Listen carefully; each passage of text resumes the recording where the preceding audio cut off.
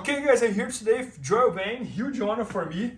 And guys, Joel is one of the biggest names in the catch wrestling world. And this week he's shooting an entire instruction all about dominant position, brutal submissions. Yes, sir. Yeah, and we were just talking about how brutal catch wrestling is. It sure can So be, I like right? that you put the brutal in the title. And guys, Joel has a bunch of affiliates with catch wrestling all over the world. And he's one of the biggest names. And you guys, you see that he has awesome knowledge and techniques. And today he's gonna show us here one that he already showed to me, and it's very painful. So, but I'm gonna take this one to the viewers. You got it, yes sir. Let's do it. Okay, fellas, we're gonna go from side control on the champ here. I'm not trying to crush him or I want you guys to see the purpose. I'm not trying to cross face. I'm not doing anything unnecessary. This is really about angles. If we're framing our double wrist lock, first off, the grip. This is no good. Bernardo's he can bruise his, you move your hand any way you want, right? Yep. I don't have any real control here at all. There's no control. So I have to go index finger and thumb around the lowest part, and that gives me 1, 2, 3 to control the pad. Now it's hard to turn your hand, right? Yes. It's very difficult. Yeah. Now, what's important when I do this, I'm not so much worried about him having an underhook here, because normally we would kind of pummel that out, right? Try to pummel head to toe.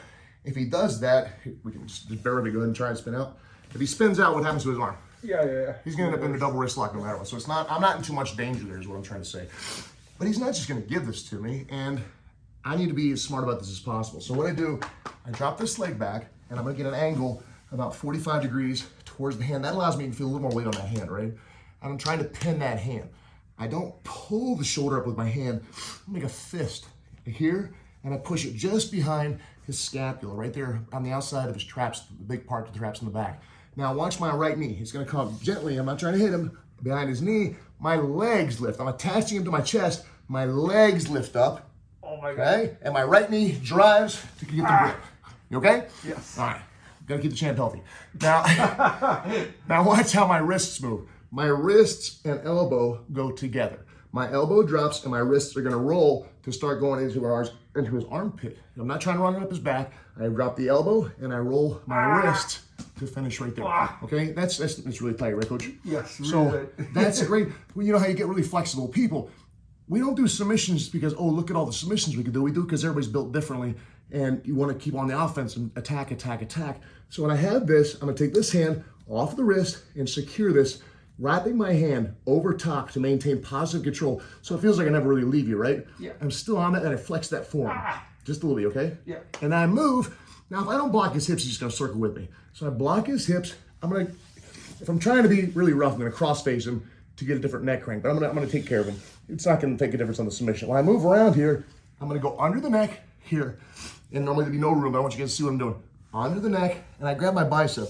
What that does is it puts my #1 cutting bone right up into his neck, and I'll move it just a little bit more up to where the knowledge knot is. So when I punch through, I'm going right here. I grab my bicep, squeeze my elbow in tight, and now if I just squeeze, we get one. Okay? And there's just a little bit of a crank, right, Coach? Yes. And next one, I go on my toes. I'm gonna be very, very careful, and I'm gonna roll this forearm very gently with my partner here. I go toes, squeeze, and gently roll my knuckles forward just a little bit. And that's it on that one right there. Really tight. You okay? Oh, that's amazing. That is amazing. I don't know where it is. And Fun for the whole family, right? yeah, and Zach, who is actually filming over there, he was just mentioning in catch wrestling, you don't tap, you scream. Yeah. And that's very true. I'm not sure what the laundromat next to our gym probably thinks people get murdered. You know, every night you want to peek around the windows like you're looking for a bloodbath or something, right? Yeah. It's, No, but I love it because it feels almost like that it's the jiu-jitsu moves with a bunch more like painful details, kind of. yeah, that's really the difference to me, right? I try, like I said. Yeah, how would you describe the difference between the catch wrestling moves and the jiu-jitsu moves? Like, well, the way I teach them are very similar. I would say, if I'm just saying it, if I just forget about everything else, think of catch, and I say, okay, how am I getting from A to C? B has got to hurt. okay. Does that make sense? So all my transitions, I'm a transition geek. I know that I'm most vulnerable during my transitions. Just like you're a world champion. If I screw up my transition, Yep. I've beaten myself before you get a chance to beat me, right? So having that, focusing first on that positive control allows me to do what? Pressure, and pressure starts breaking people, right? Even the greatest technicians, they feel like constant pressure. They're like, gosh, get this guy off of me. and it starts leading. Instead of, and you hear a lot of, when we started out in jiu-jitsu, what do people always say? Oh, position before submission, right? And then you hear a lot of people in the catch wrestling community say one that says, oh, submission from every position. To me, they're both beginner mentalities.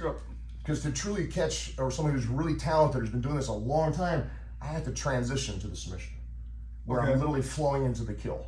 So to do so, for me teaching, I need to have as much positive control and as much pressure and misery as I'm hunting the finish. Does that make sense? I get it. Which causes what? Just misery the whole way through. I get it. It makes it harder to defend, if that makes sense. No, Hopefully that makes sense to you guys. And it's interesting because, for example, you have this, and I think that's catch wrestling, that's why I'm pointing, but you have this style that it's even hard to be on Yuki. Normally I ask people to demonstrate the moves twice. With you, one is enough, like you're gonna break me.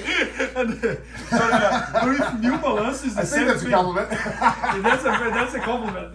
That's definitely a compliment. No, but with new balance is the same thing, you know. Like every time I feel moves with him, I come prepared because like, oh, something's He's a monster. He's awesome and he's a monster, yeah. I can only imagine. No, but that's so cool. Yeah, so guys, Joe is filming this week instructional all about dominant positions, brutal submissions, and this is just one example, and I think you guys could see on my face how much it hurts.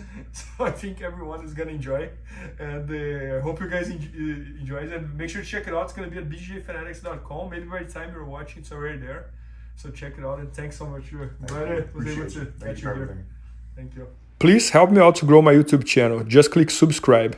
And to watch more videos, just click under see more videos. I hope you enjoyed. BJJFanatics.com. Use the promo code YouTubeFaria to get 10% off any instructional video. Improve your jiu-jitsu faster.